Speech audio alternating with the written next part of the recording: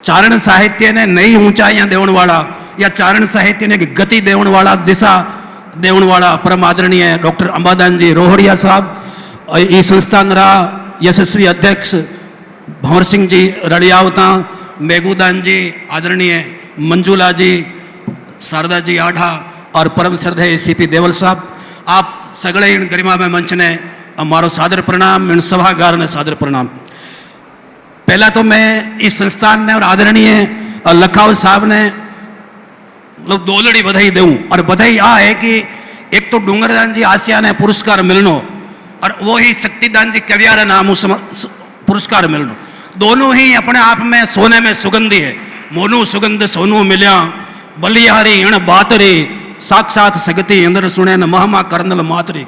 वर्तमान में ई पुरस्कार रे प्रथम पात्र रे रूप में डूंगरदान जी आसिया हूं, कोई योग्य पात्र नहीं हो।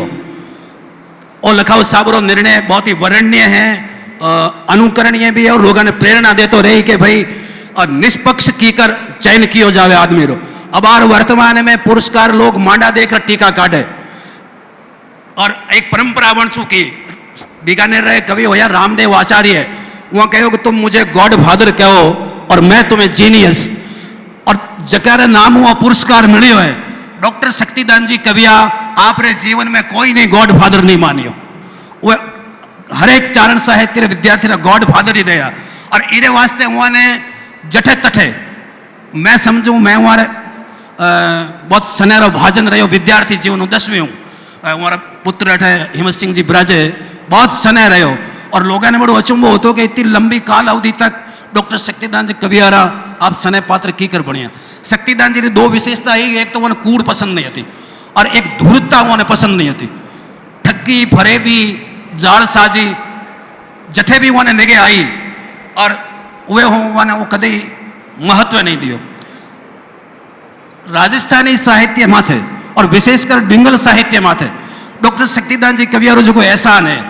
हालांकि वे कविया साहब खुद लिखी आप एक दुए में कि देखो भारत देश में मरिया हुए महान, जीवतड़ा देखा जड़े और गया करे गुणगान, देखो भारत देश में मरिया हुए महान। और डॉक्टर शक्तिदान जी कविया ने मंच माथे पुष्पदान जी गढ़वी साहब बैठा है, अखिल भारतीय चारण सभा रा अध्यक्ष परमादरणीय सीडी देवल साहब बैठा है, और अबार राज में बहुत ही गरिमा में पासो रखने वाला आदरणीय लखाव साहब भी ब्राजे। मैं इस सगड़े मंच की तरफ हूँ, इस सगड़े सभागार की तरफ हूँ। एक भावना ये पूरे पंडाल रहा है कि जीवता तो वहाँ पद्मश्री नहीं मिल सकी, और पूरे चारण समाज रो आलस रहो, प्रमाद रहो, और चाहे कठिन कठिन रोड़ाबाजी रही, अटंकेबाजी रही, क्योंकि वहाँ साहित्य अकादमी रो पुरस्कार भी नहीं मिलो।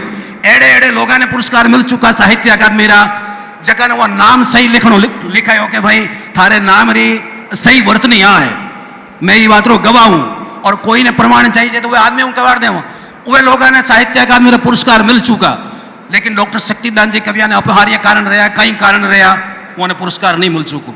और साहित्य अकादमी रो ही मैं समझूँ दुर्भाग्य रहो कि एड़े महामनीषी ने जीवता वो पुरस्कार नहीं दे सकिया। खैर बा एक अलग बात ही, लेकिन मैं मंच हूँ अरे पूरा सभागार की तरफ हूँ। मैं आदरणीय लखाव साहब ने वो निवेदन करूँ कि उन्हें मरणोपरांत अगर पद्मश्री मिल जाए तो वो केवल कविया परिवार रे लिए नहीं, और पूरे समग्र चारण समाज रे गौरव की बात है। डॉक्टर शक्तिदान जी कविया आधुनिक साहित्य में लिखियो, कोई अगर यूँ कांटा घाले कि मैं राजस्थानी आधुनिक साहित्य रा मैं पूरो दा, उन्हें पढ़ो आप कहीं है कई बार निर्णय लेती समय आप वहां अक्षर ही पढ़ियो नहीं है, और केवल एक पूर्वाग्रह, केवल एक धारणा बना चुका, और ऊँ हूँ रही तो कोई दवाई है ही नहीं। अगर आप पहला ही ऊँ हूँ है हमारे घने और कोई उपाय नहीं है। डॉक्टर शक्तिदान जी कविया आधुनिक साहित्य रा और डिंगल साहित्य रा तो मैं कहूँ पुरोधा था। उन्होंने लिखे लोहोरी लकीरो, वो जकी भी चीज लिखी आप, मैं तो काले हटे थोड़ा सी साहित्य देखियो, पहला भी मैं हमारे चरणा में बैठ सीखी हूँ। एक एक किताब रा 20-20 पाठांतर, 30-30 पाठांतर, और सही पाठांतर किसो है कविया साहब री आयद का ही होती कि भाई रीस करो तो करो, लेकिन जो सत्य है वह सत्य है। और अब महाराजा मान सिंह जी कह रहे क्या कि सत्य वक्तारू वचन सिद्ध, वो एकदम सत्य, वो शोध रहा आदमी है, और जठे जठे उन्हें लागो कि शोध भावना पूर्ण होयो है या कठी गलत होयो है, तो वो बिल्कुल शोध ने सही दिशा दी। हमारी दोहरारी धरोहर पढ़ो, सपूतारी धरती पढ़ो, सोनगिर साको पढ़ो, संबोध सत्सई पढ़ो, दारू दूषण पढ़ो।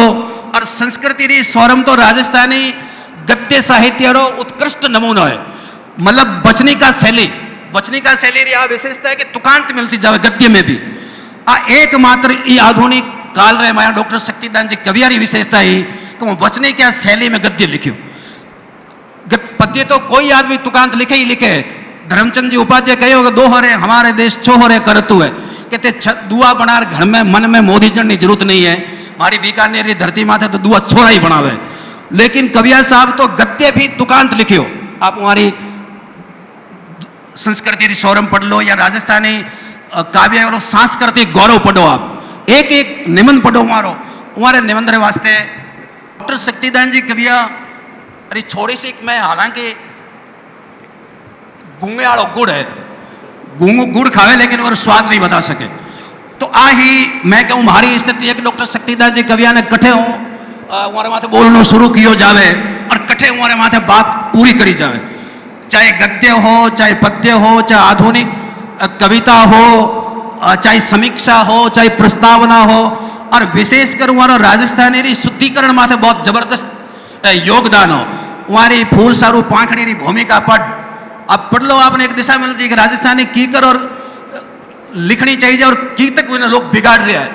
लेकिन और दुर्भाग्य रहे हो कि डॉक्टर शक्तिदान जी कविया मैं बिल्कुल क्षमार साथ कहूँ कि वो चारण समाज में जन्म लियो जने उन्होंने पूरा जो गौरव मिलना चाहिए। तो अगर वह जाटा में, एक बिश्नोया में, एक राजपूता में अगर जन्मता तो आज जगह जगह डॉक्टर शक्तिदान जी कविया रे नाम माथे आपने मार्ग मिलता, आपने भवन मिलता और खूब चीजें मिलती। लेकिन पाशत बूटा ही सुगाड़ है। मैं आदरणीय लखाव साहब रे प्रति एक बार पुनः कृतज्ञता ज्ञापित करूं कि वो जो पुरस्कार है राजस्थानी लिखने वाला ने बहुत ही लंबे समय तक प्रेरणा देते रहेला।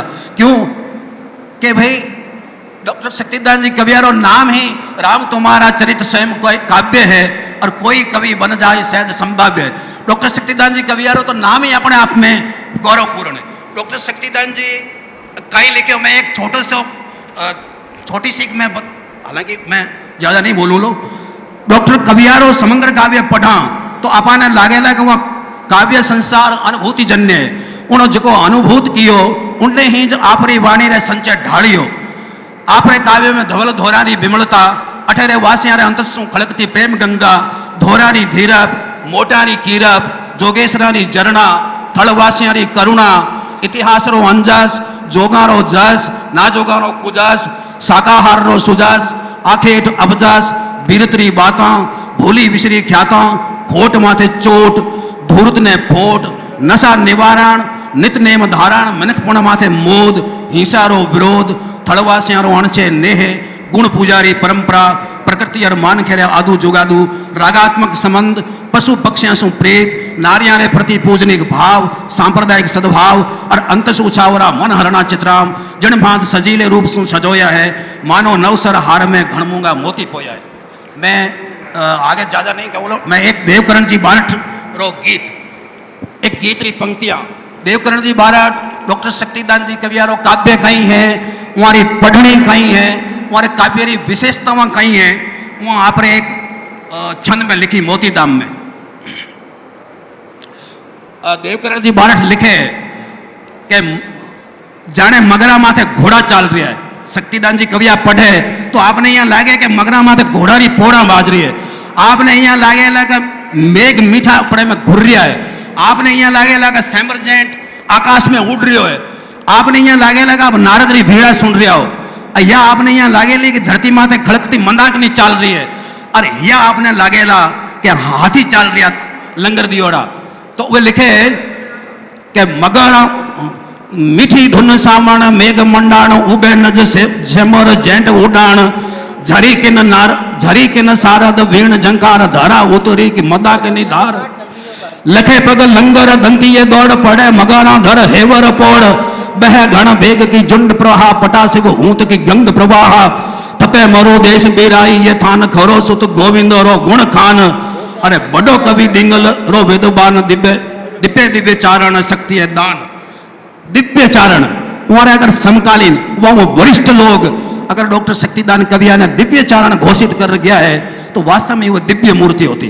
और दिव्य मूर्ति वही हुए जगह रो चरित्र चारू हुए, जगह री रहनी और करनी एक हुए, जगह हमेशा स्वाभिमान उजिया। संतन को कहाँ सी करी सो काम, आवत जात पहनैया फाटे, बिसर जात हरिना। वो कदे कोई पुरस्कार रे वास्ते, कदे कोई तिकड़ और कविता है तिकड़ धूतक रासो तिकड़ रासो। अगर आप हमारी कविता में पढ़ा तो कई लोग लागी कि वो कविता में कठी माने इंगित कर तो नहीं लिखी है।